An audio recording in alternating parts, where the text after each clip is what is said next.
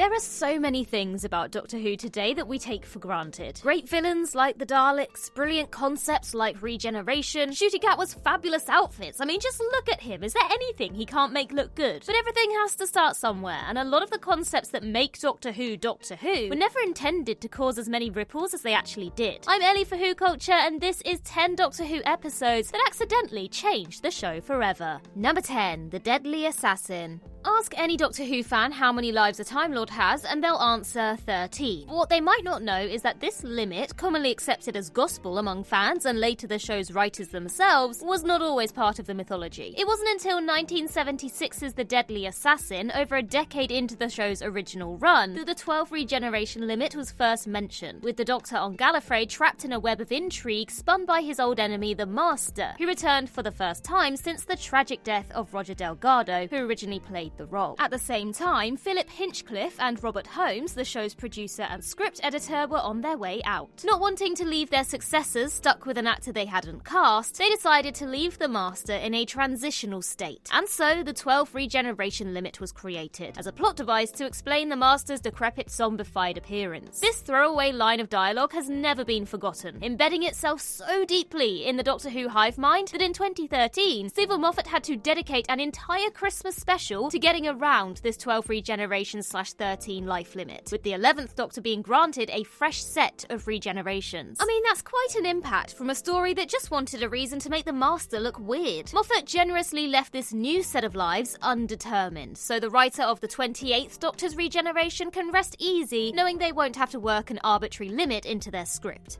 Number 9, Fury from the Deep. The Doctor's signature piece of equipment throughout their various incarnations is the good old sonic screwdriver. This magical multi-tool is as important to the Time Lord as Superman's cape or James Bond's pistol, and you'd be hard-pressed to find any Who fan who didn't receive one under their Christmas tree as a child. Yet the sonic wasn't always as important as it is now. Its first appearance was a brief, unremarkable scene in the first episode of 1968's Fury from the Deep, where the second Doctor uses it to examine a pipe on a beach. Really riveting stuff, honestly. It's doubtful that Victor Pemberton knew what he'd started when he wrote the unassuming instrument, which on the page was intended to be a regular screwdriver, into his script. But the sonic stuck around, making a few more appearances in the 60s before really taking centre stage in the mid to late 70s as the Doctor's go-to space army knife. It became such a recurring fixture that in 1982, producer John Nathan Turner ordered it be blown up in The Visitation, as he thought it had become a crutch for writers. If he thought it was bad then, we can only imagine his reaction to Matt Smith waving it around every 30 seconds in 2010. It's not a lightsaber, man. Number 8, Love and Monsters. While the first series of Russell T Davies's 2005 revival went off without a hitch on screen, its production was far from smooth, with a long and intense shooting schedule that was reportedly a big factor in Christopher Eccleston's decision to depart after only 13 episodes. And so, in an attempt to lighten the load for Series 2, Davies decided to experiment with a Doctorless episode. While this had been done before with 1965's Mission to the Unknown, that episode had long been lost to time, and importantly it featured the Daleks at the height of 60s Dalek mania when their fame rivaled the Doctor's own. Love and Monsters had no such help. It would have to stand alone with no returning villains, next to no budget, and only a few short appearances from the Doctor. And while the episode itself was of questionable quality, it did kickstart a trend that led to some of the best episodes in the show's history. So the next time you see Love and Monsters on a worst episodes list, just remember, without it, we wouldn't have got Blink, Midnight, or Turn Left. Now isn't that a scary thought? Number 7, Resurrection of the Daleks.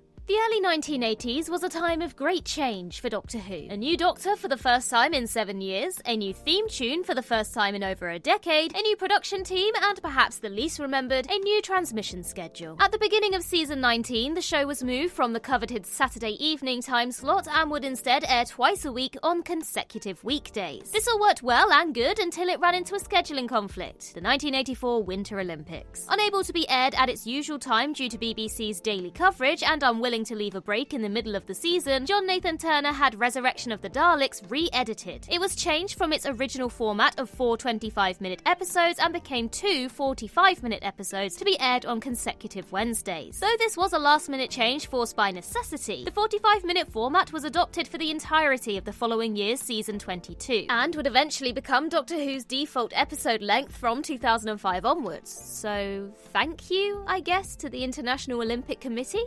Number 6, The Time Meddler. For its first few seasons, Doctor Who's historical episodes were just that, historical. They had no aliens, no futuristic technology, and no sci-fi shenanigans of any kind, barring the TARDIS, of course. That all changed in 1965's The Time Meddler. Set in 1066, it sees the first Doctor and his companions involved in their usual fare for the time, getting accidentally mixed up in historical events and trying to avoid making any big alterations to the timeline. But this serial has an additional twist in the form of another rogue Time Lord, though they weren't actually called that yet, named the Monk, who is attempting to subvert history by helping the Saxons defeat William the Conqueror's armies at the Battle of Hastings. While this is pretty tame by modern standards, it was the first time the show's two distinct episode types, historicals and futuristic sci-fi, had mixed, kicking off a trend of sci-fi elements in historical settings that would very quickly outright replace the usual pure historicals. These largely fell out of fashion by the time Patrick Troughton took over as the Doctor, and there hasn't been a single pure historical since Black Orchid in 1982.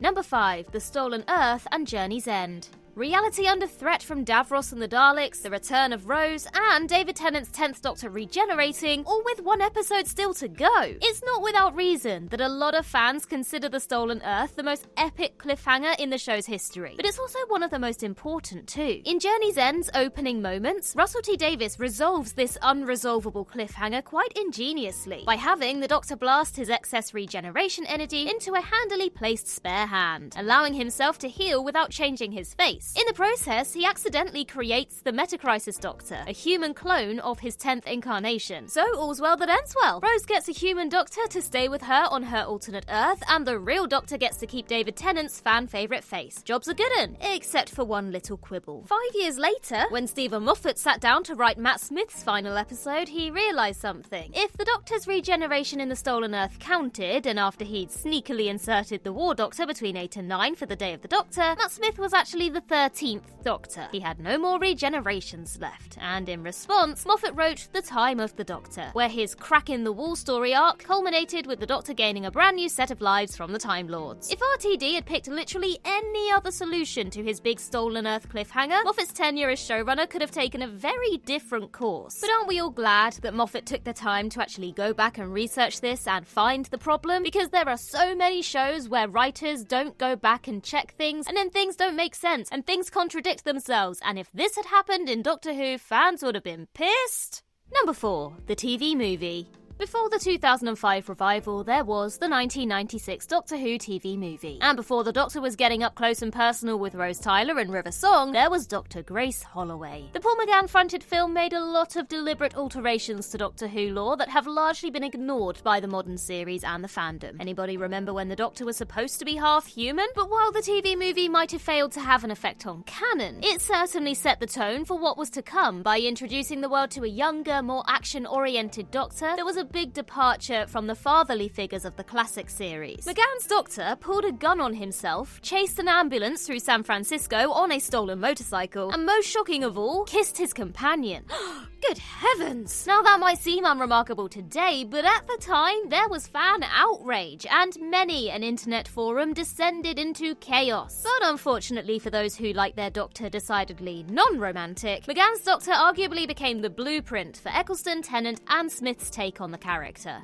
Number 3. The War Machines. With the show's original sci-fi historical episode rotation out the window, it wasn't long before another even bigger change to the format snuck its way in. Visits to the present. Nowadays, the Doctor defending contemporary Earth from alien invasions is so fundamentally woven into the fabric of the show that it's taken for granted that it will happen at least once a year. So it may come as a surprise that it wasn't until the finale of the show's 3rd season, The War Machines, that the TARDIS found its way back to 20th century London. The story takes full advantage of its modern setting, featuring a swinging 60s nightclub, the newly built landmark of Post Office Tower, and evil robots on the streets of London. Though the titular war machines never caught on as the potential Dalek replacements they were hoped to be, the story's setting certainly did. It started something that would soon come to define the show, with the Doctor developing a firm fondness for our small blue planet, and even being trapped there for a few seasons in the early 70s. Number 2. The Brain of Morbius. The second appearance of Robert Holmes in this list, and once again, it's a big one, perhaps the biggest of all. In the climax of his 1976 story, The Brain of Morbius, the Doctor and Morbius, a Frankenstein's Time Lord whose head is a brain in a fishbowl, peak 70s television, have a mind-bending contest, during which we see Morbius, the Doctor, and his 3 previous incarnations. In addition, 8 unknown faces were also shown, beginning one of the longest-running debates in Doctor Who fandom. Were these faces previous incarnations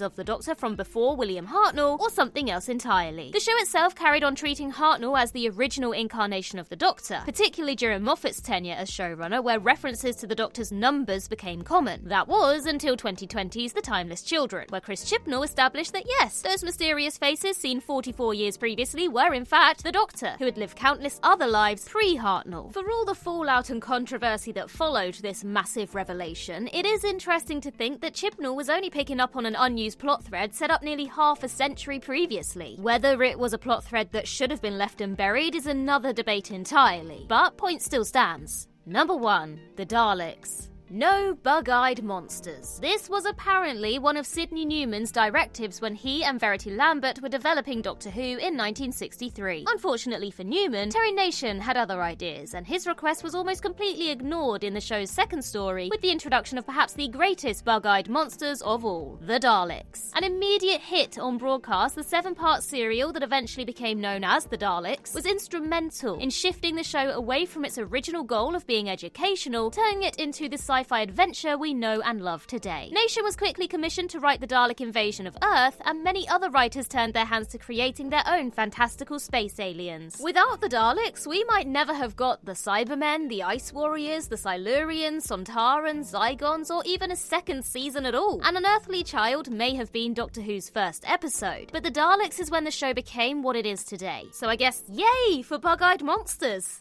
And that concludes our list, but for other ways Doctor Who has changed over the years, why not check out 10 Doctor Who changes that were completely justified? In the meantime, I've been Ellie for Who Culture, and in the words of Riversong herself, goodbye, sweeties.